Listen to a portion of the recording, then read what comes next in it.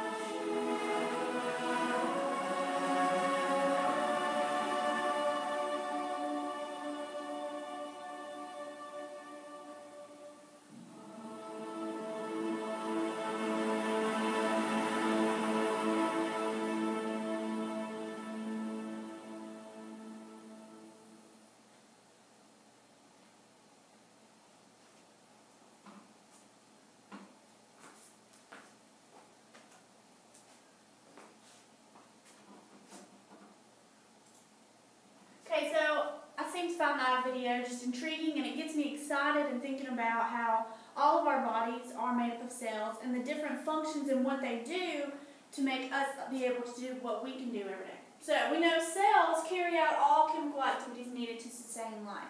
Not just one particular function, but we have cells that do things for our brain, for our bodies, for our bones. They all have a particular different function depending on where they're located and what they need to be doing. Alright, we know cells are the building blocks of all living things. I like to use the analogy of, think about Legos. Okay, Legos are tiny, or they can be the big ones, but I prefer the little bitty ones. And you build on those and you keep putting them together and you create big objects. So that's an easy way to think about cells. They're teeny tiny objects, but together they form these massive organisms such as humans, animals, plants. And they're very important for us because we cannot live without them. We would not be existent if they were not here. So there's two types of cells that we like to look at. We have prokaryotes and we have eukaryotes. Prokaryotic or eukaryotic, either way. So there's common features between all cells. Okay, so there's three common ones. All cells are going to have DNA and chromosomes. That is what makes each cell unique, each person unique, each organism unique is that DNA and that chromosomes. Now we have a cell membrane. Okay, just like any membrane, it's going to cover the outside of the cell. Okay, it's going to protect it. Only allow certain things to go in and out. All cells have that membrane. All cells also have cytosol and ribosomes. Ribosomes are what create proteins, and proteins link together to make amino acids, and that is what makes DNA. So proteins are extremely important, and all cells have them.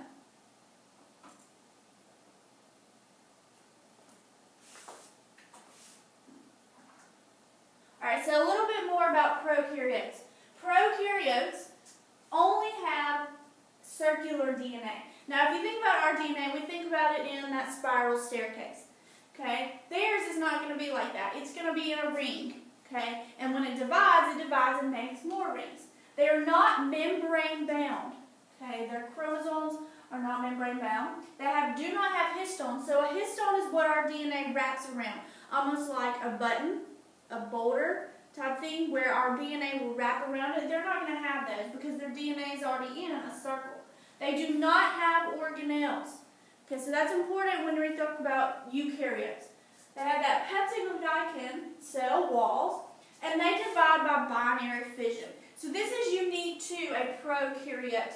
Now I like to think prokaryotes do not have a nucleus. Okay, so they're not going to be this complex organisms. Prokaryotes are going to be like your bacteria. The bacteria that you find with their fingernails, on the desk, and on the floor, and the ground. These are going to be your prokaryotes. Alright, eukaryotic cells. These are the more advanced ones. These cells contain a nucleus and membrane-bound organelles. So that is the major difference between prokaryotes and eukaryotes. Prokaryotes do not have a nucleus. Eukaryotes do. Now, an easy way to remember this, I tell my students, pro-no, you do. Okay, so that's an easy way to remember. Prokaryotes do not have a nucleus, and eukaryotes do. So you do. It's an easy way to remember which one has a nucleus and which one does not. Alright, so the anatomy of a cell. We're talking about what a cell is, but what's in a cell? Cells are not all going to be the same, but all cells are going to share these general structures. Cells are organized into three main regions. We have the nucleus. Okay, that nucleus is the central structure of a cell, of a eukaryote, and it's going to be like the brain of the cell. It tells everything inside of the cell what to do, and it's that main part of the cell. Then we have the cytoplasm.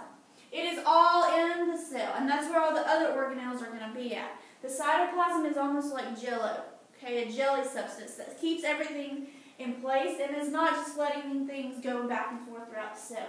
And then our plasma membrane. That's that outer covering.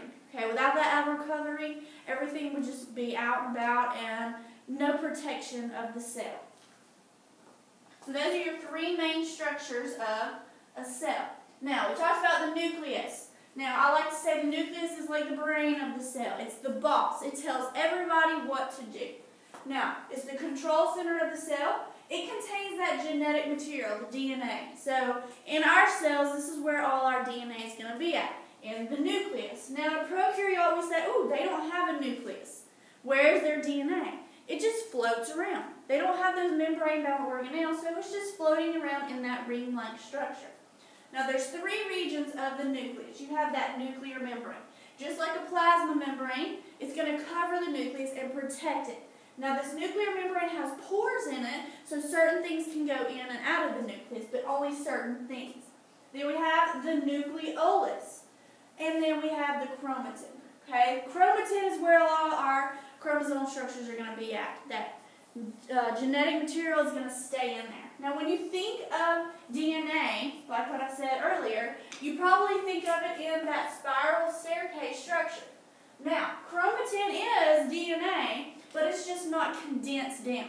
This structure right here does not form, and we think of that butterfly structure of DNA, it does not form until cellular division starts to occur. So our DNA is actually string-like and just all over the place, and it is in the nucleus. Now that nuclear membrane, it's that barrier, it protects the nucleus, is the barrier. It consists of a double phospholipid membrane. Now, phospholipid, we'll talk a little bit more about that when we get to the plasma membrane, but it's made up of phospholipids. Okay, and it contains nuclear pores that allows for exchange of material with the rest of the cell. So it lets ribosomes in and out of the nucleus. That's the main purpose of those nuclear membranes, is to let out the ribosomes. And you can see this, these nuclear pores, the nuclear envelope, okay, the nucleolus and the chromatin surrounds the nucleolus. Now, to remember nucleolus, we know both of them are small, but you think about this little ball inside the nucleus. It looks like an O, so nucleolus is in the nucleus, and it's surrounded by chromatin. Now, the nucleoli, which is the nucleolus, okay, the nucleus contains one or more nuclei. Now, there's only one right here, but it's the site of the ribosome production. This is where those ribosomes are created, and they migrate to the cytoplasm through the nuclear pores. Okay, so this is where they are made, right here, and then they are released through those nuclear pores, which are in the nuclear membrane.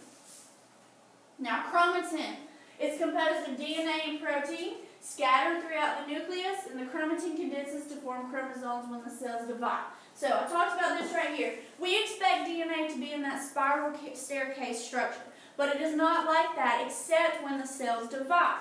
Okay, we need to think more about chromatin is like a squiggly structure, just yarn or string all over in the nucleus. And it does not condense down to this butterfly spiral staircase structure with the histones until the cell is ready for division.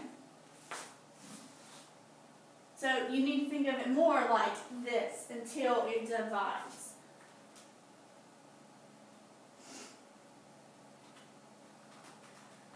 Alright, so here is a quick video on ribosomes. The ribosomes are what are created in the nucleoli. Inside eukaryotic cells, which are complex cells that have organelles, genetic information is stored in a structure called the nucleus. Known as the control center of the cell, the nucleus is contained by a double membrane called the nuclear envelope, which works to protect the DNA by controlling what types of molecules can enter or exit. The nuclear envelope uses pores that allow certain substances to enter and leave. Inside the nucleus is an area called the nucleolus. The nucleolus plays an important role in turning genetic information into reality. RNA is synthesized in the nucleolus from the DNA code that makes up who you are. Parts of ribosomes, a cell organelle, are made in the nucleolus and moved through pores in the nuclear envelope. A new piece of furniture is usually carried through a doorway as a box full of materials before it's assembled inside a house. That's the way that the pores in the nuclear envelope work with ribosomes. Once the subunits of ribosomes are transported outside the nuclear envelope, they can be assembled. Ribosomes are very important to living things. They're the site where proteins are made. Proteins are used in the body to build structures. In the same way that lumber is used to build a house, proteins are the scaffolding of the human body. When cells divide, they need to pass genetic information onto new cells. The genetic information in the nucleus is stored in long strings of DNA called chromatin. When cells prepare to divide, they organize their DNA. Chromatin is condensed down into structures called chromosomes. Chromosomes are split and passed on to offspring in order to pass a copy of DNA to newly formed cells. Possibly the most important part of cells, their DNA, is protected and stored in the nucleus.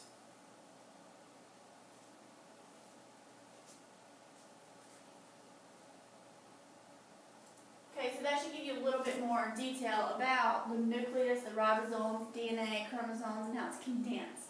Alright, so that plasma membrane. There's a nuclear membrane, and it's very similar to the plasma membrane. It's that barrier for the cell's content, so it protects it. Any kind of barrier, just like a wall, is going to protect what's ever inside that building or structure. Now, it's a double phospholipid bilayer. So, they have the structures, that are composed of a head with two tails. Okay? The heads are hydrophilic. Philic